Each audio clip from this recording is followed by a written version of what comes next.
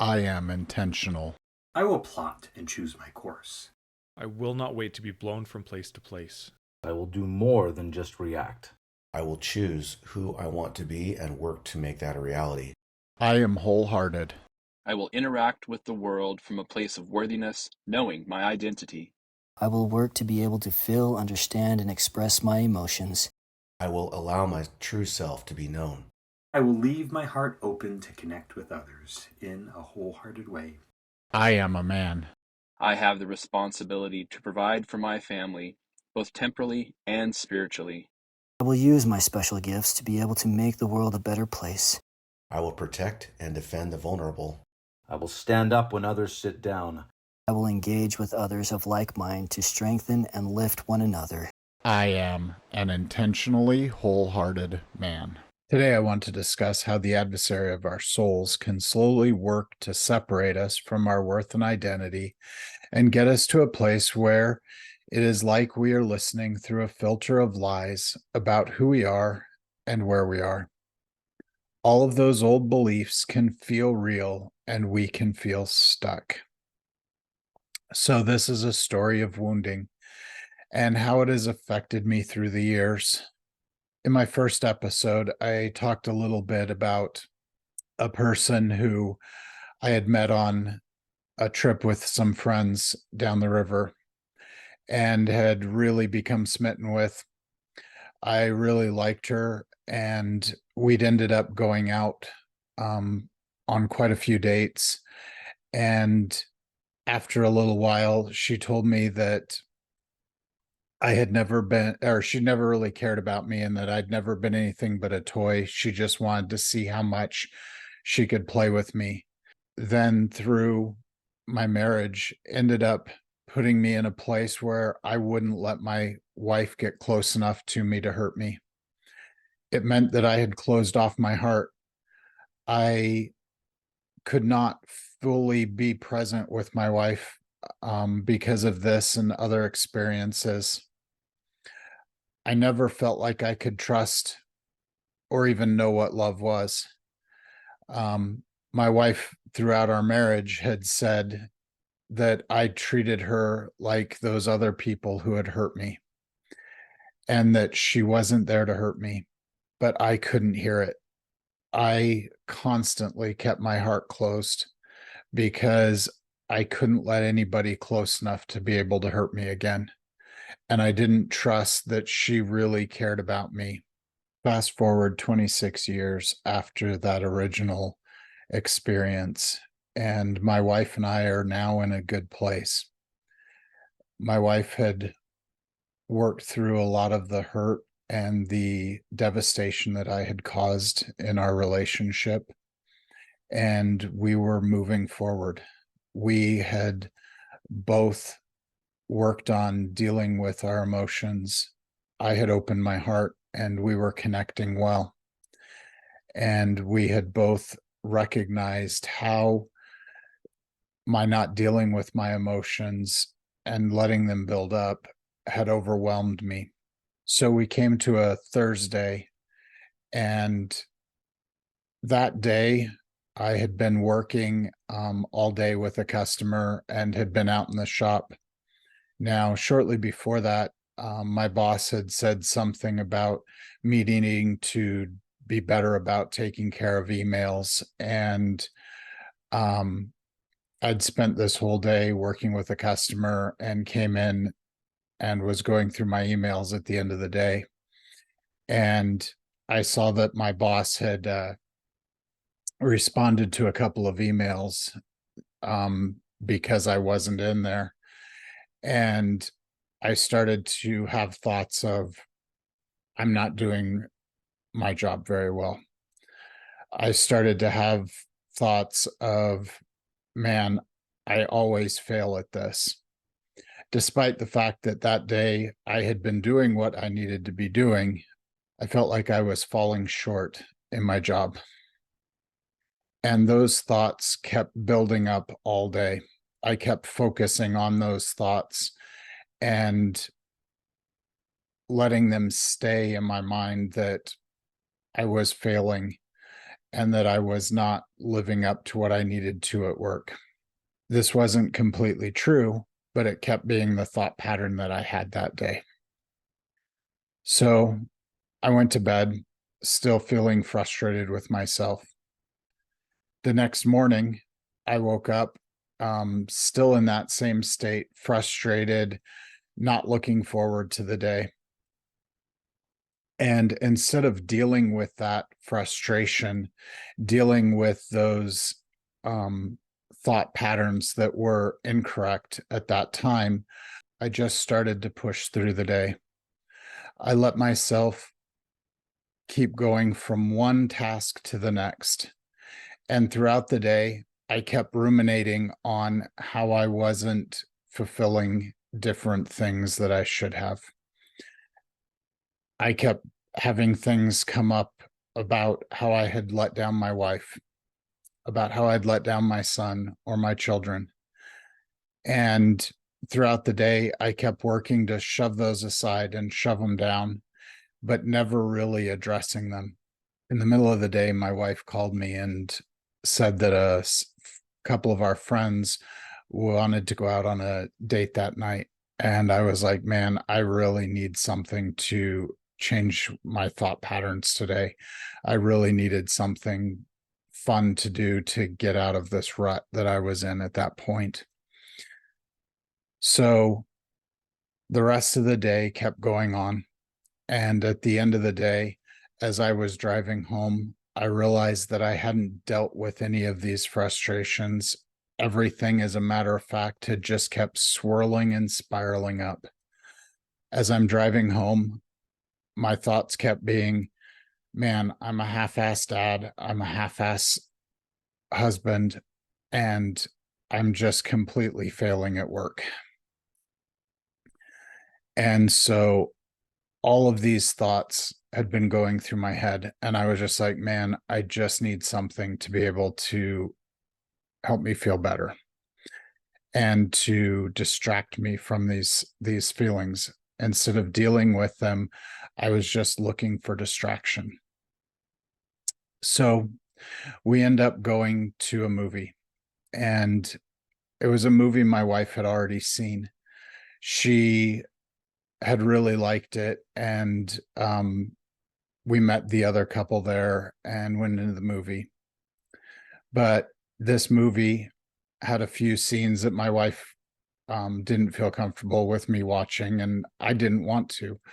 I don't want to do anything that even gets close to that line. So I choose to turn away from any kind of scantily clad women or love scenes or anything like that in shows, whether they're a problem or not.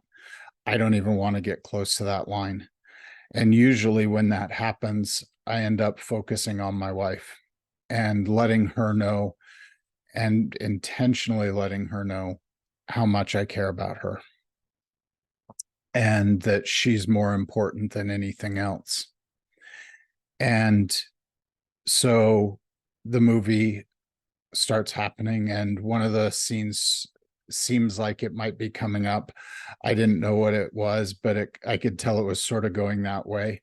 So I looked at my wife and gave her a squeeze and just looked away from the screen until it sounded like it was over, and asked her if everything was good. And she said everything was great.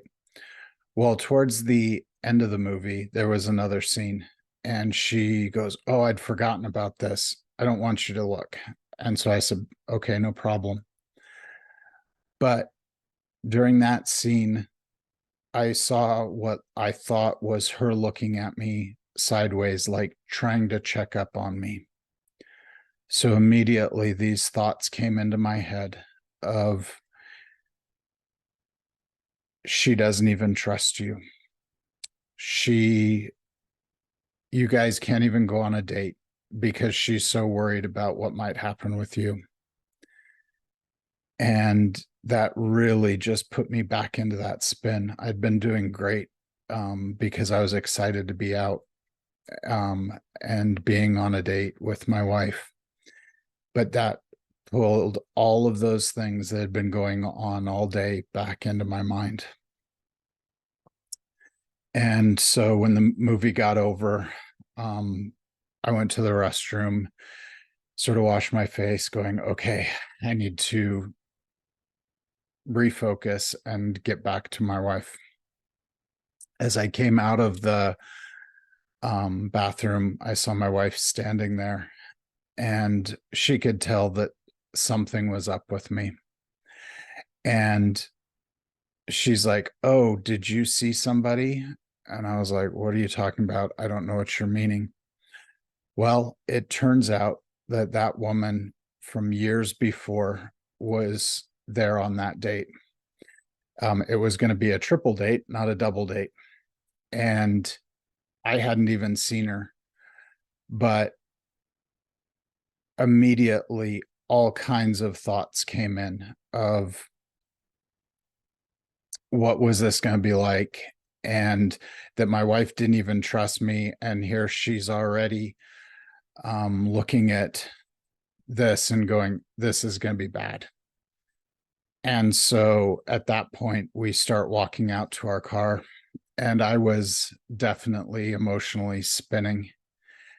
And as we get to the car, my wife's like, we don't have to go on the second half of this date. This is about us. Let's just go somewhere else. Well, earlier in the day, my wife had said that she really needed a date. She really needed to get out and get away from the things that she had going on as well. And so as soon as she said that, all that I could hear was how I was screwing up her date and making it so that she couldn't even have fun.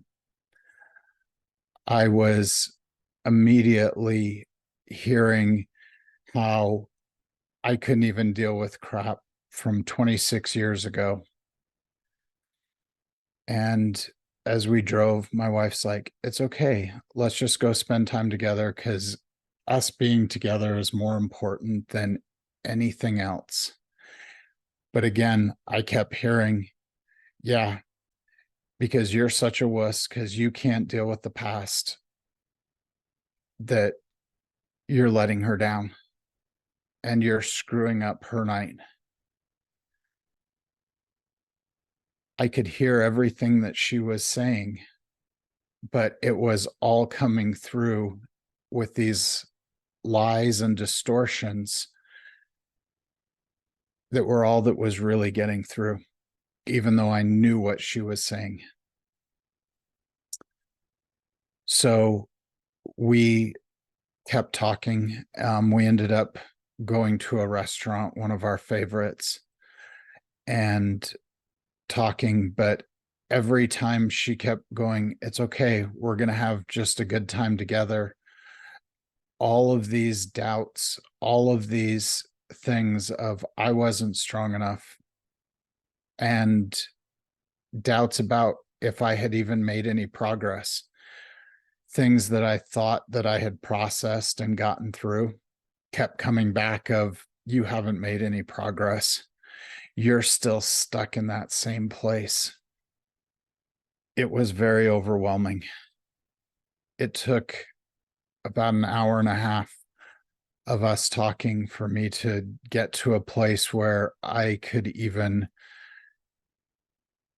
process and go in with her to the restaurant.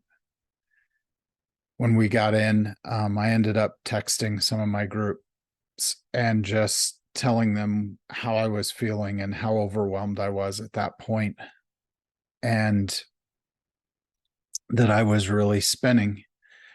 And it's amazing how quickly just putting those lies out there, putting those thoughts that are overwhelming me out there, takes their power away, and made it so that I could actually start to think, start to deal with things.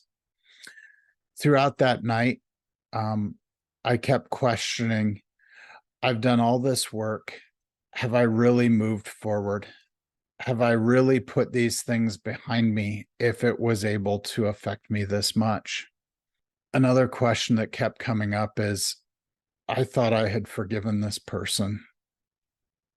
Had I truly forgiven? Had I truly let go of that hurt and that pain and let God into my life to help me rewrite that story, to rewrite that pain and rewrite that hurt? Ultimately, my wife and I had a good night. And the next morning, I still had some of these thoughts and some of these feelings going on. I was further able to process it with one of my groups that morning and just really talk about how I wondered how far I'd really come. That night, the other couple invited us out again to go and play some pickleball. And the wife of the couple was worried about why we hadn't come the night before. And I was able to say, that this was really hard. And seeing this person was really hard. It brought up a lot of things that I thought that I'd already dealt with and thought that I'd processed. And one of the big things I came up with, though, was that if I hadn't had those other things already going on that day, if I wasn't already having those thoughts and those feelings of being a half-assed dad, a half-assed husband, and a horrible employee, I probably could have dealt with her being there, and it wouldn't have been a problem. But because I was already in an emotionally overwhelmed, compromised state, that just pushed me over the edge. Those things from the past came back. And the adversary of my soul came in and just kept telling me how weak I was, that I hadn't made any progress, that I hadn't changed at all, and that I haven't forgiven. That night, as I was talking to the other couple, they asked about what exactly had happened. And I said, everybody needs the ability to change. We've all hurt other people, and we all need the ability to change. And I don't want to bring up anything that would make them think any differently of her. And I really thought a lot about that forgiveness, and that it's a process, and it's something that even when we've forgiven, some of those things can still cause us pain when we're in those emotionally compromised states. And that our adversary brings up those things and points them out and says that we're weak. And we need to be able to react earlier and deal with it. So some of the things that I learned from this is that if I let things build up, they can and will become overwhelming and put me in a state where I can become separated from my worth and my identity. I can start believing those lies that all I am is a screw up. I let myself get to the point where I was questioning if I had made any progress. And I started to feel like I was back at the beginning of my journey. I hadn't moved forward at all. When we're disconnected from our worth and identity and our true self, things from the past can completely overwhelm us. When we're in this state, it's like listening through a filter of every negative thought that our enemy can come up with, every lie about who we are, feels real. And like I found out that night, I could hear what my wife was saying, but everything was being heard through that filter.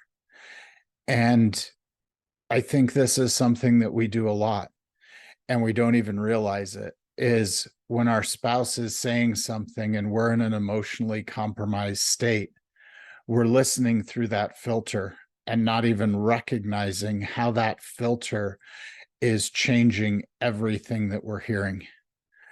All of a sudden, those lies are the real thing that we're hearing, even though that's not what's being said. So I want to talk about a few things that I should have done. I should have reacted as soon as I realized that I was feeling off and doubting who I was. I should have dealt with the feelings of not being a good employee and letting my boss down, instead of letting them build up and then bring in all of these other things into who I was. It was about one thing, but as I didn't deal with it, it became about all the other things I felt like I was falling short on. I should have connected with God. He is my source of strength and the true source of my identity. I am his son, and no matter what I might do, I am of worth and am able to change and become something better. He takes up the slack and fixes the things that I can't. I should have called out the lies that I was believing about myself. I am not my actions.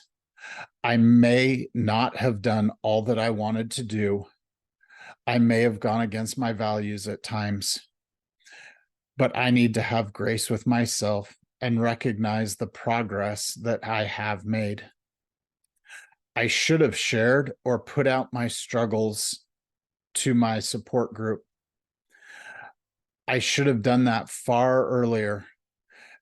The thing that I have found so many times is by just putting my feelings out there, putting out there what I'm dealing with, putting out the shame that I'm feeling, takes the power of those lies, takes the power of that shame away, and makes it so that I can actually process and deal with them without all of those floodlights of that shame and those lies about my identity.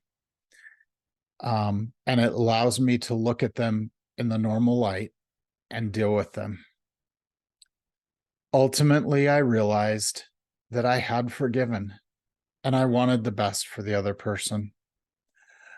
I really had come quite a ways, but I had to be more vigilant and proactive with managing my thoughts and my emotions. This was not the podcast that I planned to do this week, but this is the one that I have felt driven and guided to do. I hope that somebody can get something out of it. I'd love to hear what else you guys see in this story and how it touches you. I would love for everyone to please share it with anyone who you think could get something out of these podcasts. Thank you so much for listening to this story, and look forward to seeing you on future episodes of The Intentionally Wholehearted Man.